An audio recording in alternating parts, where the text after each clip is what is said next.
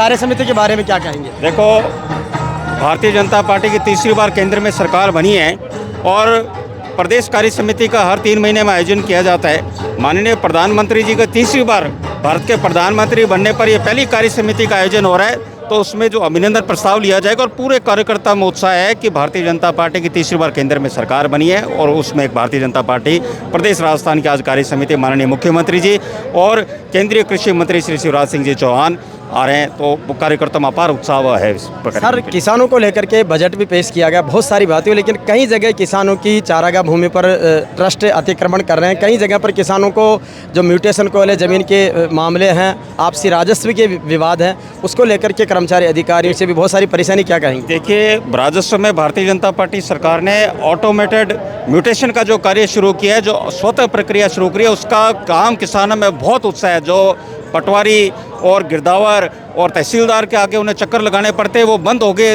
इतना आज़ादी के बाद पहली बार ऐसा काम हुआ है जो किसानों के हित में किया गया। और दूसरी आपने जो बात रखी कि गोचर भूमि पर अतिक्रमण, ये विषय बड़ा साधारण नहीं है, क्योंकि आप देखिए गाँव में लोग जो बसे, तो ये भी एक विषय हम सरकार के आगे रख रहे हैं कि जिस तरह शहरों में पट्टे दिए गए उसी तरह गांव में भी पट्टे दिए जाएं, क्योंकि गांव का आबादी विस्तार हुआ, सरकार शहरों में मकान बनाती है, कॉलोनियाँ काटती है, गांव में ऐसा कुछ नहीं, तो ग्रामवासी कहाँ जाएं?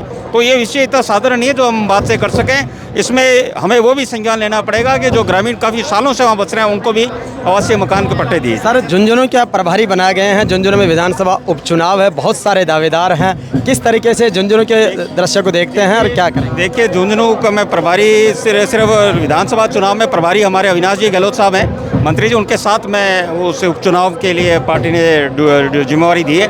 तो जो भी होगा, ये तो उम्मीदवार चयन तो पार्टी की प्रक्रिया है, उसमें सब अपना अपना प्रयास करता है, कार्यकर्ताओं की पार्टी है, तो उसमें जो भी होगा वो समय है उसमें। पर अभी हमारा सबका लक्ष्य ये है कि पाँचों के पाँचों उपचुनाव भारतीय जनता पार्टी को जिताएं और जो इस सरकार ने प्रत्येक वर्ग के लिए माननीय भजनलाल शर्मा जी के नेतृत्व में कार्यों आम जन तक पहुँचे। तो ये थे हमारे बीच में खाद्य मंत्री सम्माननीय सुमित गोदारा जी, और जिनके विशेष सारी चीज़ें इन्होंने कार्य समिति की बताई।